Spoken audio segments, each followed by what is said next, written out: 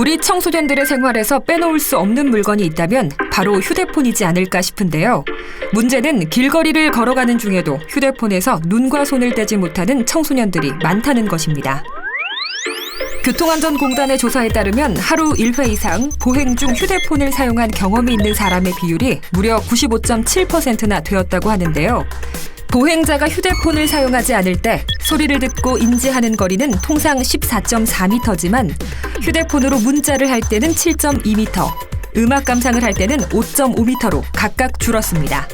또한 시야도 좁아지는데요. 평소 보행 중 시야각은 120도에서 150도 사이지만 휴대폰을 사용하게 되면 10도에서 20도로 줄어들게 됩니다. 이는 마치 눈을 가리고 걷는 것과 비슷해 돌발 상황과 장애물에 대처할 수 없어 사고의 위험이 높아지게 됩니다. 그렇다면 보행 중 휴대폰 사용은 얼마나 위험할까요? 실험을 통해 알아보겠습니다. 한적한 인도를 휴대폰을 사용하며 걷고 있는 한 학생이 보입니다. 실험맨이 학생을 향해 정면으로 다가가 보았습니다. 그러나 이 학생은 여전히 휴대폰에만 열중하는 모습입니다. 결국 실험맨이 충돌 직전 아슬아슬하게 비켜가는 모습입니다. 보행 중 휴대폰 사용은 횡단보도 앞도 예외는 아닙니다. 신호를 기다리며 휴대폰에 빠져있는 한 여학생. 아직 신호가 바뀌지 않았는데 옆에 있는 사람이 한 발짝 내딛자 무의식 중에 따라서 길을 건너려 하는 모습을 볼 수 있습니다.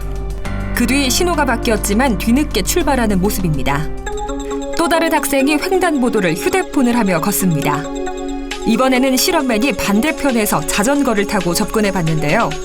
일반 보행 중이라면 위험을 감지해 주시했겠지만 이 학생은 지나친 후에야 놀란 모습입니다. 만약 신호를 무시한 자동차가 접근했다면 위험에 처했을지도 모를 상황입니다. 이번엔 실제 사고 블랙박스 영상입니다.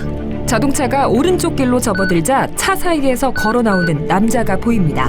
브레이크를 밟은 틈도 없이 순식간에 부딪히고 말았습니다. 다시 한번 보면 결국 휴대폰에 집중한 채 찻길로 내려선 것이 아찔한 사고로 이어지고 말았습니다. 통화를 하며 횡단보도를 건너는 여성이 보입니다. 갑자기 신호를 무시한 채 달려오는 자동차와 크게 충돌합니다. 정말 아찔한 사고 장면이 아닐 수 없습니다. 인적이 드문 새벽길, 한 여성이 횡단보도를 건너는 순간 멀리서 승용차가 달려옵니다. 그러나 차량은 속도를 줄이지 못하고 그대로 여성을 들이받습니다. 20살인 이 여학생은 사고 당시 이어폰을 끼고 휴대폰을 보며 길을 건너고 있었다는데요. 이 학생은 안타깝게도 사망하고 말았습니다. 앞서 보여드린 사고 영상을 보면서도 우리 친구들 나는 괜찮을 거야, 피할 수 있어 라고 생각했나요? 만약 보행 중 휴대폰 사용으로 인해 교통사고가 발생했다면 여러분 또한 가해자가 돼서 큰 책임이 따르게 됩니다.